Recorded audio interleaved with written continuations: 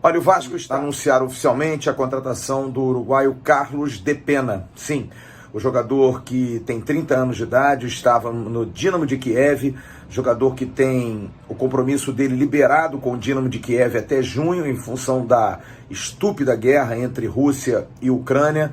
O jogador está livre pela FIFA e tem muita gente perguntando, mas o jogador vai fazer contrato até junho? Sim, ele vai fazer contrato até junho porque é o período de liberação dele, mas já com cláusula de renovação automática até dezembro, porque ele não vai permanecer na Ucrânia. Claro, o país, depois de tudo que aconteceu, os problemas todos que aconteceram, não há condição de em junho o campeonato voltar. Ele faz isso apenas pro forma, porque como vai ter o compromisso liberado até junho, a partir de junho, aí sim ele já se libera automaticamente, tudo acertado para que o Dínamo de Kiev não coloque qualquer tipo de empecilho.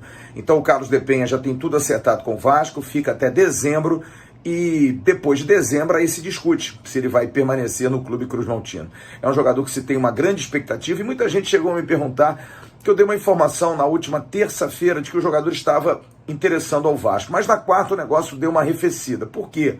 Porque a comissão técnica do Vasco repensou em relação à possibilidade de utilização desse jogador.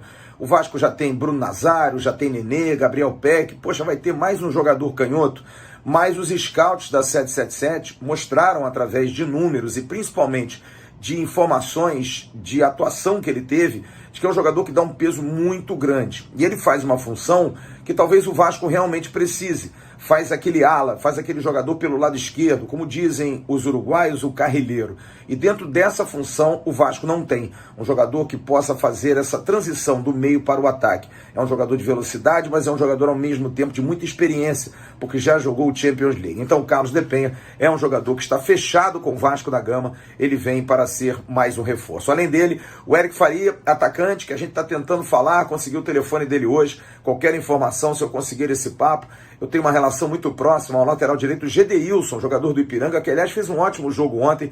Gedeilson que já jogou aqui no Rio, no Madureira, no Macaé.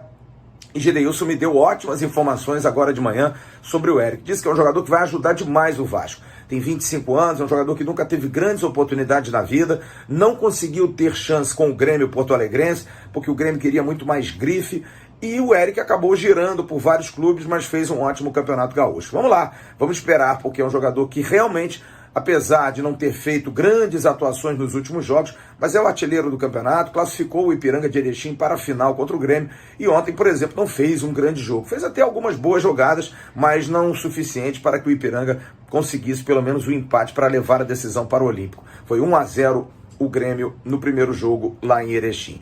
Então vamos esperar, porque novidades vem aí. O Vasco continua correndo atrás, lateral esquerdo Fabrício Angeleri é um jogador difícil, é um jogador que está se pedindo muito alto. Há um outro jogador no mercado argentino que já foi oferecido, está na mesa dos scouts do Vasco e também da 777. Zagueiro também há 2 em evolução para que o Vasco possa contratar. A lateral direita também é uma posição. O lateral direito Heitor é um jogador que há interesse, mas é um salário alto, é uma situação difícil também de liberação. A verdade, torcedor, é que a direção do Vasco não quer colocar abertamente que vai usar o dinheiro da 777, como disse o presidente Jorge Salgado, até por questão de responsabilidade, porque o dinheiro ainda não é do Vasco, é um empréstimo, mas é claro que o respaldo de tudo aquilo que acontece, dos salários em dia, da situação melhor do Vasco depois que 70 milhões entraram, o Vasco conseguiu equilibrar a sua folha, conseguiu equilibrar o clube, isso dá um respaldo maior numa negociação quando você vai para o mercado. Então, o Vasco está tentando usar de credibilidade e de perspectiva, porque provavelmente daqui a 3 meses o Vasco já será gerido pelos americanos da 777 em 70% da sua sociedade anônima do futebol.